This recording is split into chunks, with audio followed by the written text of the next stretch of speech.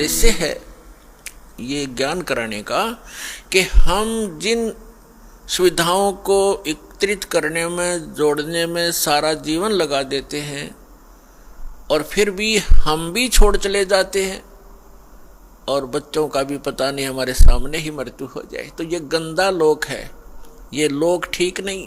अभी तक हमें इसका अल्टरनेट नहीं था। अल्टरनेट था तो इतना था कि स्वर्ग चले जाएंगे, स्वर्ग से आगे हम नहीं जानते थे। परमात्मा कबीर जी ने आके अपनी महिमा, अपना स्थान स्वयं बताया है कि एक स्थान ऐसा है जहां जाने के बाद साधक फिर लौटकर संसार में नहीं आता। ये परमात्मा ने आके बताया 600 वर्ष पहले, और उसके बाद भी उस परमात्मा के सूक्ष्म वेद में वर्णित ये ज्ञान है जो परमेश्वर ने, कबीर जी ने स्वयं अपने मुख से बोला, जिसको कबीर वाणी कहते हैं, जिसको सच्चिदानंद घन ब्रह्म की वाणी कहा है। उसमें वर्णित किया मालिक ने, और हमारे वेद और गीता में वर्णित है। हम नहीं समझ सके क्योंकि हमारे टीचर अल्पज्ञ थे, हमारे धर्मगुरु अल्पज्ञ थे, उनको सदग्रंथों का ज्ञान कति नहीं था। तो उस परमात्मा ने आके स्वयं बताना पड़ा वही ज्ञान, और जिन महापुरुषों को परमात्मा मिले उन्होंने भी यही ज्ञान कराया, लेकिन उसको हम समझ नहीं सके, जिस कारण से अभी तक परमात्मा के आने से पहले तक हमें केवल स्वर्ग से आगे कोई बताने वाला नहीं था।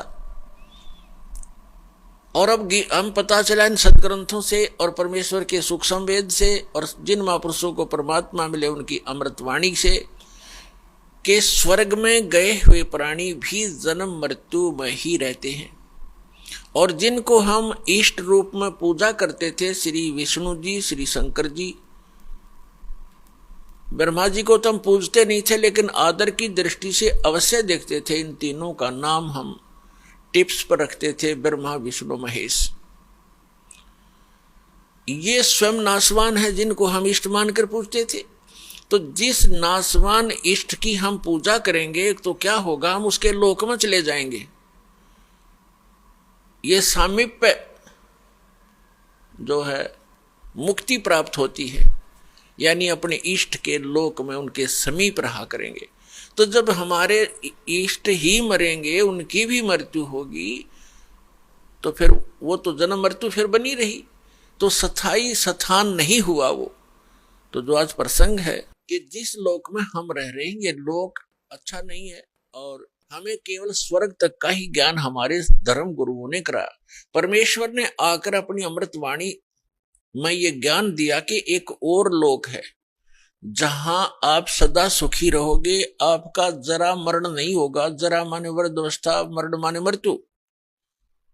लेकिन वो ज्ञान हमारे गले उतरा नहीं, क्योंकि हम अपने धर्म गुरुओं पर, विशेषकर हिंदू धर्म के में जन्मे हम प्राणी, अपने धर्म गुरुओं पर पूर्ण विश्वास किया करते थे कि ये संस्कृत के मास्टर हैं और सभी सदग्रंथ संस्कृत भाषा में लिपिबद्ध हैं। हमारे को कभी अविश्वास नहीं हुआ, इसलिए हमने परमात्मा के दिए हुए उस ज्ञान पर कभी ध्यान नहीं दिया। और साथ में ये भी हमारे एक इंजेक्शन लगा दिया करते कि कबीर जी तो अशिक्षित थे, उन्होंने संस्कृत पढ़ी नहीं, क्योंकि संस्कृत केवल ब्राह्मण ही पढ़ा करते थे, और कई ब्राह्मणों के पास गए, उनको संस्कृत नहीं पढ़ाई, इसलिए वो उठपटांग भाषा बनाकर गाते थे। ऐसी सोच थी हमारे इन ऋषि महर्षियों की, वो परमात्मा को समझ नहीं सके। और उस परमेश्वर की वाणी में ये पहले लिपिबद्ध था, जो हमारे सदग्रंथ भी बताते हैं, क्योंकि परमात्मा ने जो ज्ञान दिया वो अपने द्वारा रची हुई सृष्टि का और सारे विधान स्वयं बनाया हुआ था, वो अपनी सिंपल लैंग्वेज में बोल दिया। अब जो प्रसंग चल रहा है कि उस परमात्मा ने भी बताया था कि एक सतलोक है जहां जाने के बाद, जहां जन्म मृत्यु नहीं होती, जहां वृद्धावस्था नहीं है, वहां किसी चीज का अभाव नहीं है, वहां सब सदाबहार वृक्ष है, सदाबहार सब मेवा है और दूधों की नदियां बहती हैं।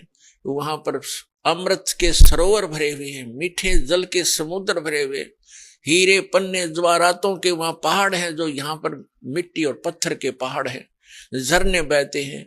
वहां वर्षा होती है, बगैर बादल के फुहार चल पड़ती है, सुंदर शरीर है आपका, कभी वृद्ध अवस्था नहीं होती, मृत्यु नहीं होती, वहां आपका परिवार होगा। जैसे धीरे धीरे यहाँ एक, पहले हम अकेले थे, विवाह हुआ जब 2 हो गए, बच्चे हुए जब 5-4 और हो गए, और फिर धीरे धीरे पोते पर पोते हो गए, तो हमारा कितना अच्छा परिवार, और कैसा दिल लग रहा है। और 1 मिनट में ना जाने पोता मर जा, पोती मर जा, बेटा मर जा, बेटी मर जा, स्वयं की टिकट कट जा, तो खा का ये स्थान, तो वो स्थान है जहां पर हम कभी मरेंगे नहीं। हमारा परिवार होगा, सारी सुविधाएं होंगी, मनोमयी विमान होंगे आपके। यहां तो एक साइकिल नहीं जुड़ता सारा दिन, और वहां पर ऐसा सुविधा है कि आप चाहोगे आपके सामने विमान खड़ा होगा, और जहां जाओगे बैठ के परिवार, कहीं बहुत बड़े बड़े पार्क हैं, बड़े सुंदर स्थान हैं। तो वो स्थान है जो भगवान ने स्वयं